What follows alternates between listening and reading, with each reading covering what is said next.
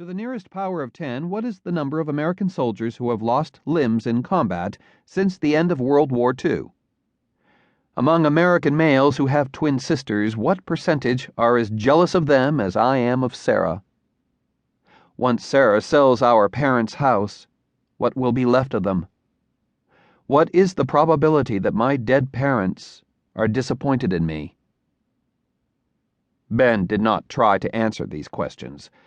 In the past few months he had condensed his life into the few things that still belonged to him: his pitiful job, his twin sister, the apartment his former wife had stripped of nearly all its furniture, and a stack of children's picture books his mother had written, and, as of last night's theft, a $1 million painting by Marc Chagall. It was Sara's fault, really. She was the one who persuaded him to go to the singles cocktail hour at the museum. In the weeks since his divorce, Sara had begged him to try to meet someone new, to make at least some vague effort toward being happy.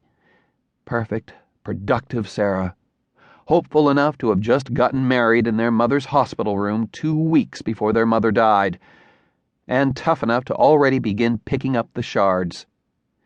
It had been easier to say yes to Sara than to explain to her why he had no hope or interest in going.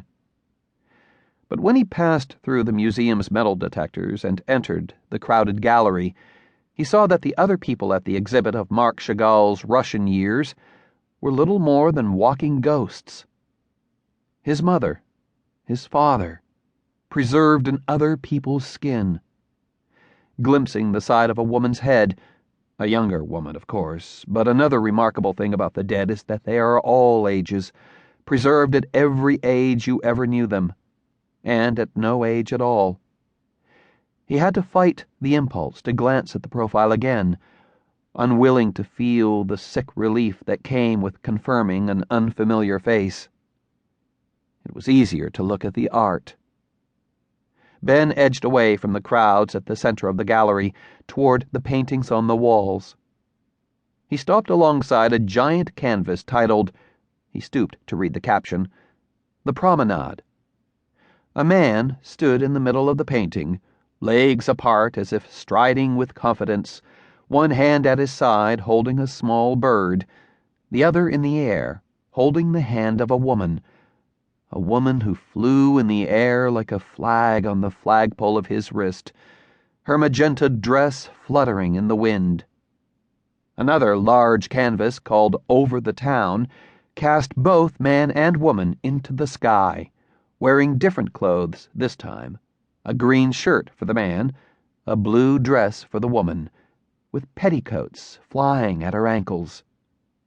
The two of them soared over the town below, in a sky pure white, as if the flying people, ruling the air, hadn't yet decided what to fill it with.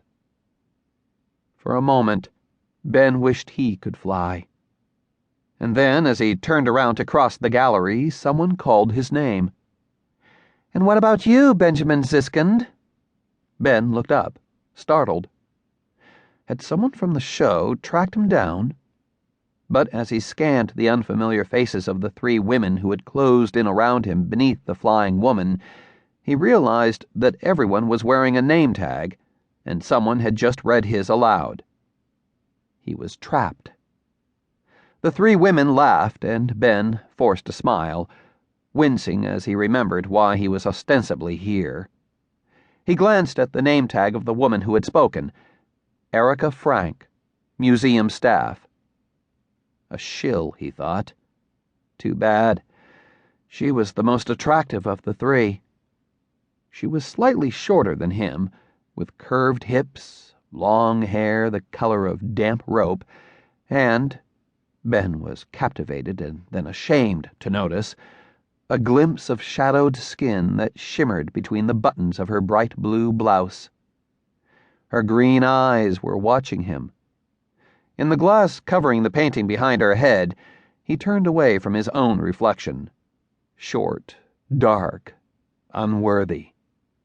He remembered how he had first met Nina 2 years ago, at a party like this one, but in Sara's apartment. He was happier then, less fearful.